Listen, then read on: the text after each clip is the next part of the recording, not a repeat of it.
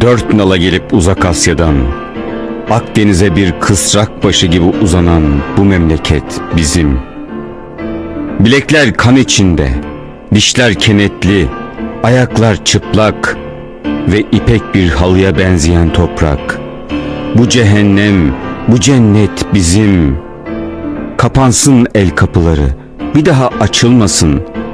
Yok edin insanın insana kulluğunu. Bu davet bizim.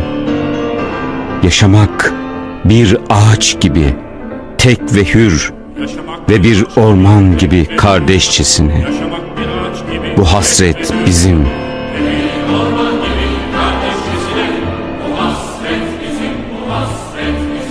Yaşamak bir ağaç gibi tek ve hür. Yaşamak bir ağaç gibi tek ve hür.